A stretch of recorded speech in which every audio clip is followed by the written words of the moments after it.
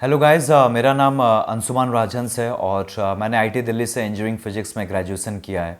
और मैं आज दिल्ली नॉलेज ट्रैक के initiative donate your time for nation building में क्लास 11th के लिए फिजिक्स का चैप्टर नंबर 5 पढ़ाने वाला हूं। और इस पर्टिकुलर चैप्टर का जो टाइटल है that is the laws of motion. तो इस चैप्टर में देखेंगे न्यूटन्स के जो 3 लॉज ऑफ मोशन है और उसके अलावा कुछ जो कॉमन फोर्सेस है जैसे फ्रिक्शन, उसके बारे में डिटेल में पढ़ाई करेंगे। तो एक एग्जाम्पल से समझ लेते हैं तो आपको Newton second law of motion और थर्ड लॉ ऑफ मोशन और अच्छे से समझ में आएगा। जैसे जब क्रिकेट का जो मैच होता है, अगर कोई भी फील्डर जो होता है अगर उससे बॉल पकड़नी है तो बॉल अगर यहाँ से आ रही है, यहाँ पे जैसे बॉल आती है तो फील्डर हाथ लगाता है और उससे बॉल को और दूर तक जाने देता है और फिर फाइनली हाथ रोकता है। एक लंबा टाइम लगाता है, अचानक हाथ ऐसे नहीं रोका जाता है, वो ऐसे करके रोका जाता है। उसका रीज़न क्या होता है कि force is equal to mass into acceleration, mass into change in velocity per change in time. तो यहां पे क्या है कि जो किसी वेलोसिटी से आ रही है, अब फाइनल वेलोसिटी तो जीरो होनी है, तो चेंज इन वेलोसिटी तो वही होनी है, आप तुरंत रोक दे या फिर कुछ टाइम लगा के रोके, तो बॉल का मास वही है, चेंज इन वेलोसिटी भी वही होनी है। लेकिन ज़्यादा टाइम लगाते हैं तो होता क्या है कि यहाँ पे फोर्स कम लगता है, तो आप बॉल के ऊपर कम फोर्स लगाते हैं तो बॉल भी आपके ऊपर कम फोर्स लगाएगी न्यूटन के थर्ड लॉ ऑफ मोशन के मुताबिक, जिसके चलते फाइनली जब आपके हाथ के ऊपर कम फोर्स लग रहा है तो आपको कम चोट लगेगी। यही रीज़न है कि जब भी फील्डर कैच पकड़ते हैं तो एक लंबा टाइम लगाते हैं, वो बॉल के डायरेक्शन में अपना हाथ ले जाते हैं और फिर फाइनली जाके रोकते हैं, तुरंत नहीं रोक देते हैं। तो इससे आपको समझ में आ रहा होगा कि सेकंड लॉ ऑफ मोशन यहाँ F is equal to ma use हुआ और to every action there is equal and opposite reaction, वो वाला कंसेप्ट भी यहाँ पे इस एग्जांपल से आप समझ चुके होंगे। अब एक नए कंसेप्ट के ऊपर देखते हैं, that is called conservation of momentum. अब मोमेंटम क्या होता है? Momentum is equal to mass into velocity. Momentum को हम p से दर्शाते हैं, that is equal to mass into velocity. तो चेंज इन मोमेंटम क्या होगा? Change in mass into velocity, that is mdv।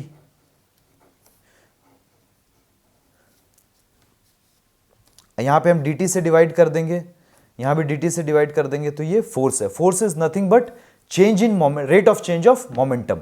तो अगर एक्सटर्नल फोर्स जीरो है तो dp बाई dt भी जीरो होगा, डेट मीन्स मोमेंटम कांस्टेंट होगा। तो अगर कोई एक्सटर्नल फोर्स किसी भी सिस्टम ऑफ पार्टिकल्स पे जीरो है तो उसका मोमेंटम कंजर्व होता है। तो this is the concept of conservation of momentum. If the external force on a system of particles is zero, then in that case momentum is conserved. क्यों? क्योंकि f zero है तो dp बाई dt भी zero होगा, that means p constant होगा, momentum constant होगा। Momentum constant होगा, that means momentum is conserved.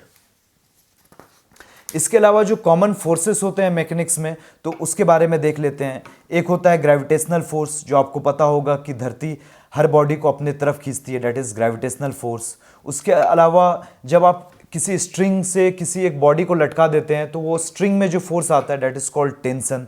तो टेंशन भी एक तरह का फोर्स है।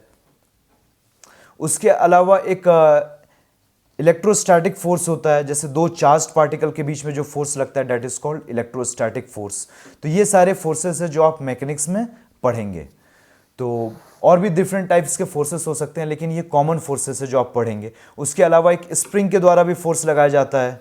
अगर ये स्प्रिंग है और यहाँ पे एक बॉडी है, ये अभी नेचुरल पोजिशन में, लेकिन स्प्रिंग को हम x अमाउंट से इधर खींच देते हैं तो force is equal to minus K X. K is constant, spring constant, x is displacement, this much displacement, तो force is minus K X. तो ये भी एक तरह का फोर्स है, तो इसको हम कहते हैं स्प्रिंग फोर्स। और ये जो F equal to minus K x, इसको हम लोग हुक्स लॉ भी कहते हैं, क्योंकि ये सबसे पहले हुक नाम के साइंटिस्ट ने दिया था। तो अब हम फ्रिक्शन के बारे में देख लेते हैं, उसके बाद सेंट्रल उसके बाद सर्कुलर मोशन के बारे में पढ़ लेंगे। तो फ्रिक्शन के बारे में देखते हैं कि फ्रिक्शन का क्या कंसेप्ट होता है।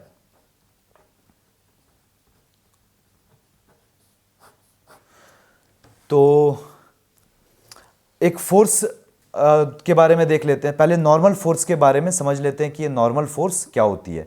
जैसे आप देखिए यहाँ पे ये पेपर है, इस पेपर को मैंने टेबल पे रखा है, तो इस पेपर का कुछ मास होगा, धरती भी इसको mg फोर्स से नीचे की तरफ खींच रही होगी, लेकिन ये अभी भी स्थिर है। डेट मीन्स कि एक इक्विवेलेंट अमाउंट ऑफ फोर्स ऊपर की तरफ भी लग रहा होगा।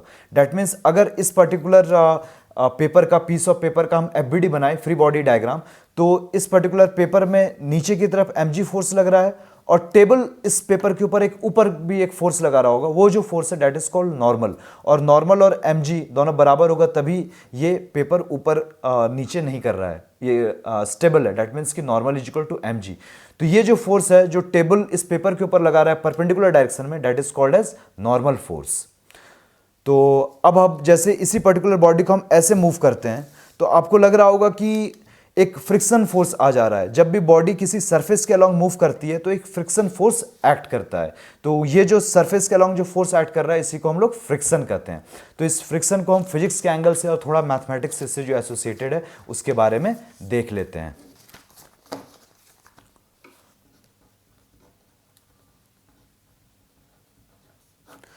तो जैसे इस पर्टिकुलर हम पेपर को इस डायरेक्शन में मूव कर रहे हैं तो एक जैसे ये पेपर है, जैसे इस डायरेक्शन में मूव कर रहा है तो जिस डायरेक्शन में मूव कर रहा है उस डायरेक्शन के अपोजिट एक फोर्स लगेगा जिसको हम स्मॉल f यहाँ पे लिख रहे हैं, जो कि एक फ्रिक्शन फोर्स है।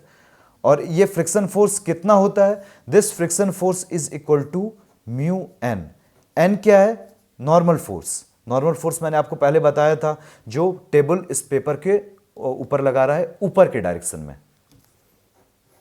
Normal force is always normal to the surface, that is perpendicular to the surface. Friction force is always along the surface. तो friction is equal to mu n। mu जो है कांस्टेंट है, इसको कहते हैं coefficient of friction.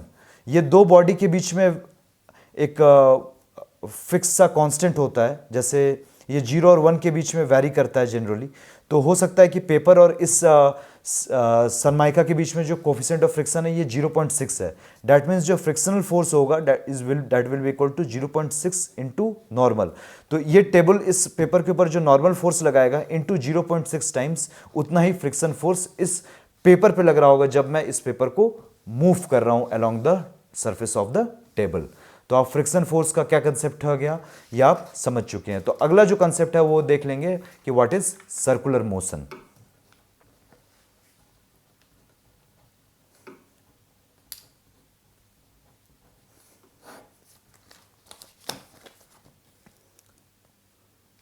तो circular motion के बारे में देख लेते हैं। ये एक सर्किल है और इस सर्किल के अलोंग बॉडी मूव कर रहा है, ये सर्किल का सेंटर है।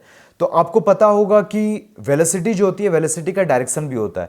जब ये सर्किल में मूव कर रहा है दैट मीन्स अभी इसके वेलोसिटी का डायरेक्शन ये है, फिर इसके वेलोसिटी का डायरेक्शन ये हो गया। भले ही स्पीड सेम हो लेकिन वेलोसिटी यहां चेंज हो रही है। क्यों? क्योंकि डायरेक्शन चेंज हो रहा है।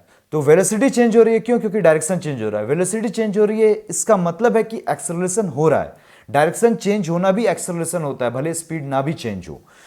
तो सर्कुलर मोशन में क्या होता है, अगर मान लेते हैं इसका स्पीड सेम है तो इसको कहते हैं यूनिफॉर्म सर्कुलर मोशन, की बॉडी एक सेम स्पीड से सर्किल में मूव कर रहा है। पर उस केस में भी वेलोसिटी चेंज हो रहा है। क्यों? क्योंकि वेलोसिटी का डायरेक्शन चेंज हो रहा है। तो डेफिनेटली एक्सेलरेशन हो रहा है। क्यों? क्योंकि वेलोसिटी चेंज हो रही है, क्योंकि उसका डायरेक्शन चेंज हो रहा है। तो जब स्पीड सेम है लेकिन केवल डायरेक्शन चेंज हो रहा है तो भी वेलोसिटी चेंज हो रही है, तो एक्सेलरेशन लग रहा होगा इस पर्टिकुलर बॉडी के ऊपर। तो जब एक्सेलरेशन हो रहा है दैट मीन्स कि कोई फोर्स एक्ट कर रहा होगा। तो वो जो फोर्स है वो सेंटर की तरफ एक्ट करता है और उस फोर्स का जो फॉर्मूला होता है that is equal to mv²/r। F is force that is towards the centre, इसको हम लोग सेंट्रीपेटल फोर्स भी कहते हैं।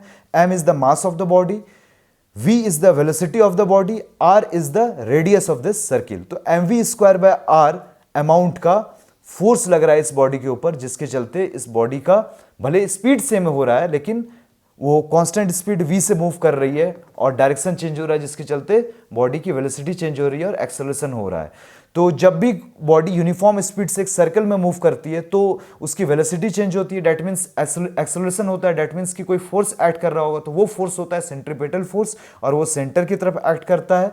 तो डायरेक्शन होता है सेंटर की तरफ और उसका जो मैग्नीट्यूड होता है that is mv²/r। This is the formula for the centripetal force. तो अगर हम इसको एक एग्जांपल के तौर पे समझे तो अगर यहां पे एक पॉजिटिव चार्ज है और एक नेगेटिव चार्ज इसके चारों तरफ घूम रहा है, आप एक समझ सकते हैं कि हाइड्रोजन एटम है, यहां पे एक प्रोटॉन है, यहां पे एक इलेक्ट्रॉन है।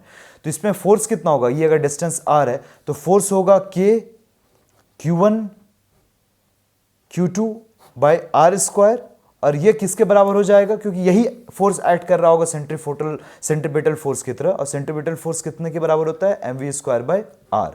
तो ये जो फोर्स है k q1q2/r², यही सेंट्रीपिटल फोर्स का काम कर रहा है, जो कि बराबर होगा mv²/r। v is the velocity of the body, r is the radius of this circle, m is the mass of the body, और यहां पे k क्या है, कि एक कांस्टेंट होता है जब आप कूलम्स लॉ पढ़ेंगे तो, और q1 q2 are the charges of the body, r square this is the radius of the circle. This is the concept of uniform circular motion.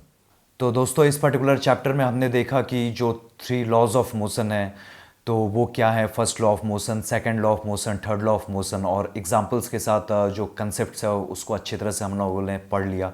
और उसके अलावा जो कॉमन फोर्सेस हैं जैसे कि फ्रिक्शन हो गया, या फिर सर्कुलर मोशन हो गया, या फिर जब फोर्स नहीं लगता है तो मोमेंटम कंजर्व होता है, तो उसको भी हम लोगों ने एग्जांपल के साथ देख लिया। तो इसी तरह जो Newton's third law of motion के बारे में आपने जाना और इसका क्या एग्जांपल है और क्या एप्लीकेशन है उसको हम लोगों ने इस चैप्टर में समझ लिया। और ऐसी वीडियोस देखने के लिए आप देखते रहिए दिल्ली नॉलेज ट्रैक।